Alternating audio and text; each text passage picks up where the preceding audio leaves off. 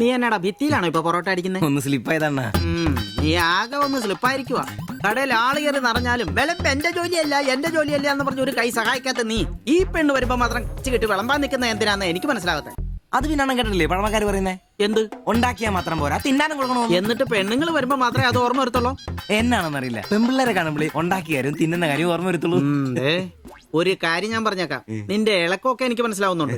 ഒടുവില് വിളമ്പി ഒടുക്ക അവളി കടയിൽ കയറാത്ത അവസ്ഥ വന്നാലുണ്ടല്ലോ എന്റെ സ്വഭാവം നീ അറിയുവേ. ഇവളി ഇവിടെ വരാതെ എവിടെ പോവാനാ?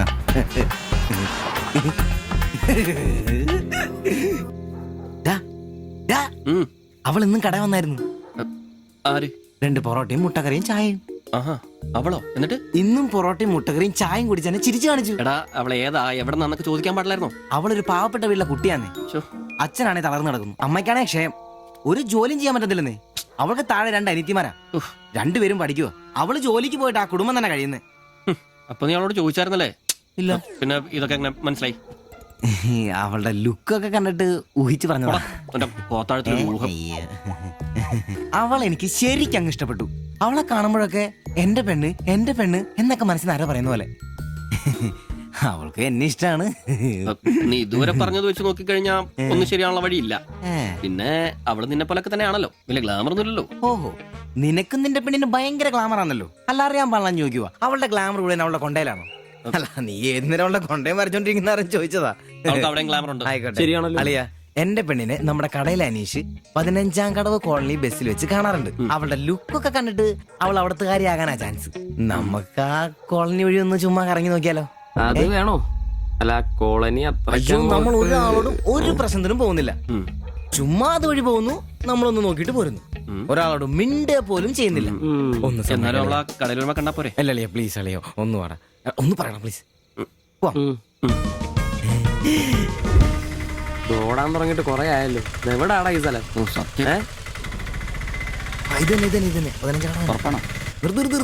നിർത്തി തരാ.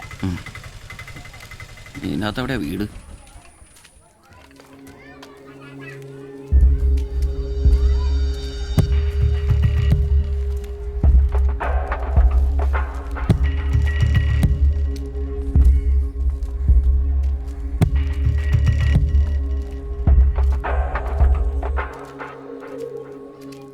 ഞാൻ അപ്പോഴേ പറഞ്ഞത് ഊരും പേരും എന്നറിയാതെ പെണ്ണിനെ അന്വേഷിക്കാൻ ഇറങ്ങരുതെന്ന്.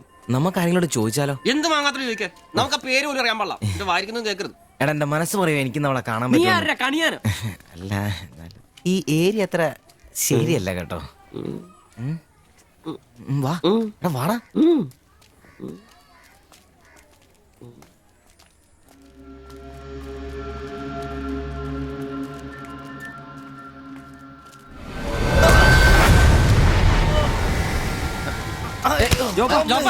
എന്തേലും പറ്റിയോ?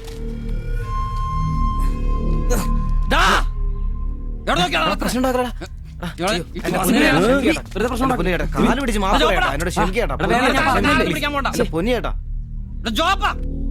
എന്റെ പൊന്നിയേട്ടാ, അടങ്ങിയിരിക്കും ദിവി.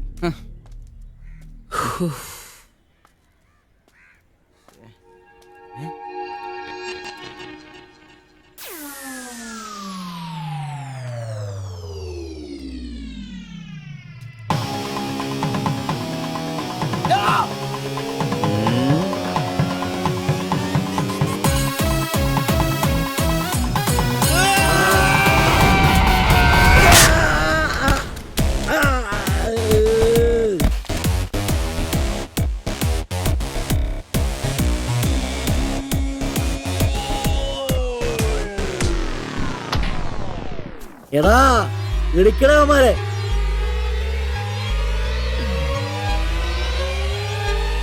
ആള് മാറി. ഓടിക്കോ, ഓടിക്കോ.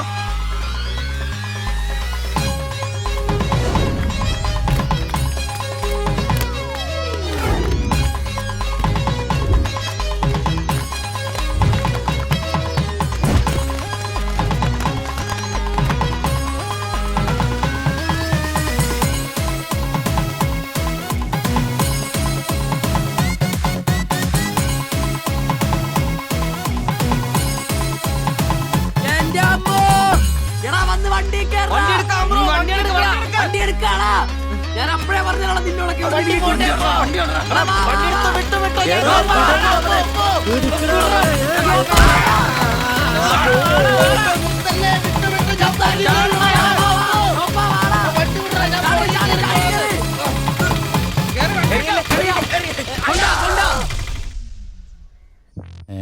എത്ര സ്റ്റിച്ചണ്ടാ? 2. അല്ല നിങ്ങൾ എന്തിനാണ് അന്നേരം തല പുറത്തേക്കിട്ട് നോക്കാൻ പോയത്? ഓടുന്ന വണ്ടിയിലിരുന്ന് കൈയും തലയും പുറത്തിട്ടിരുന്ന് നിയമമുള്ളല്ലേ? അതൊന്നും അല്ലടാ. 2 സ്റ്റിച്ചറിനൊന്നും ഇവന്റെ തലക്ക് യോഗം ഉണ്ടെങ്കിൽ ഏണി വെച്ച് കയറി ആ ഇഷ്ടിയം ഹെഡ് ചെയ്തു. പിന്നെ പ്രേമത്തിന് വേണ്ടി ചോര ചെയ്യുന്നതെന്നൊക്കെ പറഞ്ഞ എന്റെ ജോപ്പാ ശുദ്ധ മണ്ടത്തിലോ അത്. ജീവിതം നിന്നെ അത് പഠിപ്പിക്കും. ഈ ഞാനും ഒത്തിരി ചോര ചെയ്യുന്നിട്ടുള്ളവനാ, അറിയാമോ? പണ്ട് ഞാൻ പ്രീ ഡിഗ്രി പഠിക്കുന്ന കാലഘട്ടത്തിൽ എന്റെ കൂടെ പഠിച്ചൊരു സരളയുണ്ട്. എന്താ അവളുടെ ഒരു സൗന്ദര്യം! ഒരു ദിവസം ഞാൻ അവളോട് ചോദിച്ചു, സരളെ ഞാൻ നിന്നെ കെട്ടിപ്പിടിച്ചൊരു ഉമ്മ നോട്ടേന്ന് ചോദിച്ചു. അവൾ അപ്പൊ തന്നെ തന്നു. ഉമ്മയല്ല, ചെരുപ്പൂരി മുഖം പൊത്തി ഒറ്റ അടി. ചോര ചീന്തുവല്ലായിരുന്നു, മൂക്കി കൂടി ചീറ്റുവായിരുന്നു. അധികം ചിരിക്കണ്ട, ചുറ്റുപൊട്ടും. ഇത് അതുപോലെ നല്ലെന്നേ. അവൾ ഇതിനൊന്നും കുറ്റം പറയാൻ പറ്റിയല്ല. ഒരു കാപ്പി കളർ ചുരിദാറിട്ട പെണ്ണിനെ കണ്ടപ്പോ എനിക്ക് അവളായിട്ട് തോന്നി, അത്രേ ഉള്ളൂ. അതെ, അവളെ കുറ്റം പറയാൻ പറ്റില്ല. മനസ്സിൽ നമ്മൾ ആരെ വിചാരിക്കുന്നുവോ കാണുന്നവരെല്ലാം നമുക്ക് അതായിട്ട് തോന്നും. അപ്പൊ നിന്നെയും കുറ്റം പറയാൻ പറ്റില്ല. പിന്നെ ഊരും പേരും അറിയാത്ത പെണ്ണിനും തപ്പി പോയില്ലേ? നീയോ ആ പൊട്ടന്മാരും കൂടി പോയതിന് തെറ്റെന്ന് പറയാനേ പറ്റില്ല. ചെറിയൊരു കുത്തിക്കൊഴുപ്പ് എന്ന് വേണേ പറയാം, അത്രേ ഉള്ളൂ. കാശിന്റെ ലോട്ടറി എടുത്തോ, സമയം ബെസ്റ്റാ. 15 കടവ് കോളനി ചെന്നൊരു പ്രശ്നം ഉണ്ടാക്കിട്ട് രക്ഷപ്പെടാന്ന് പറഞ്ഞ ഒരൊന്നൊന്നര ഭാഗ്യമാണ്. ഞാൻ പറഞ്ഞ ഇവന്മാർക്കിട്ട് ഒരെണ്ണം കിട്ടിയാലും തരക്കേടില്ലെന്നാ. ഇവന്മാരുടെ പ്രേമം ശ്രദ്ധിച്ചിട്ടുണ്ടാ? ഒരുത്തൻ 10 പാസ്സായിട്ടില്ല. അവൻ പ്രേമിക്കണതേ 10ാം ക്ലാസ്സുകാരെ ട്യൂഷൻ പഠിപ്പിക്കുന്ന ടീച്ചറാ. അതും വേറെ ജാതി. വേറൊരുത്തൻ പ്രേമിക്കണത് ഏതും പോരാത്തൊരു പാസ്റ്ററുടെ മകളാ. അവള് പഠിക്കണതേ ഡിഗ്രിക്ക്. അവൻ ഡിഗ്രി എഴുതണമെങ്കിൽ 2 പേരോടെങ്കിലും ചോദിക്കണം. പിന്നെ ഇവന്റെ കാര്യം കണ്ടില്ലേ? ഒരു പെണ്ണിനെ പ്രേമിക്കുന്നുണ്ട്, ഊര് പേര് അഡ്രസ് ഒന്നും അറിയില്ല. ആകെ കൂടി പരിചയം ഇവനുണ്ടാക്കുന്ന വൃത്തികെട്ട പൊറോട്ട തിന്നാൻ വല്ലപ്പോഴും ആ കടയിലൊന്നും വരും. ഇതൊന്നും ശരിയാവത്തില്ല. ഇപ്പൊ ഇവന് കിട്ടും, ഇനി അവന്മാർക്കിട്ടും കിട്ടും, ഉറപ്പാ. അല്ല, ഇതാര് ഗീതാന്റിയാ? കഴിഞ്ഞ പ്രാവശ്യം ചേട്ടന്റെ പാന്റിന്റെ മൂട് കയറിയപ്പോ വന്നിട്ട് പോയതാ.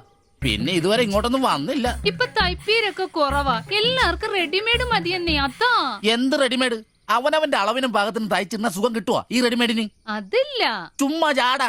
ഓ പിന്നെ സാരി തന്നെ ഉടുത്ത് ഞാനങ്ങ് മടുത്തു. ഇനി ചുരിദാറിലേക്ക് മാറിയാലോ എന്ന് ആലോചിക്ക. ചതിക്കരുത്. സാരി മതി. നല്ല സെറ്റ് സാരിയെ കൊടുത്ത് ഞാൻ തയ്ക്കുന്ന ഫ്രണ്ടൊക്കെ ഇറക്കി വെട്ടിയ ബ്ലൗസ് ഒക്കെ ഇട്ട്, ബാക്കൊക്കെ നല്ല ഇറക്കി വെട്ടിയ ബ്ലൗസ് ഒക്കെ ഇട്ട് ആന്റി അങ്ങ് നിന്ന എന്റെ പൊന്നോ നല്ല ലക്ഷണോ പിടിയാനും നിക്കണ പോലല്ലേ. ഓ, ചേട്ടന് ഞാൻ ചുരിദാർ ഇടുന്നതാ ഇഷ്ടം.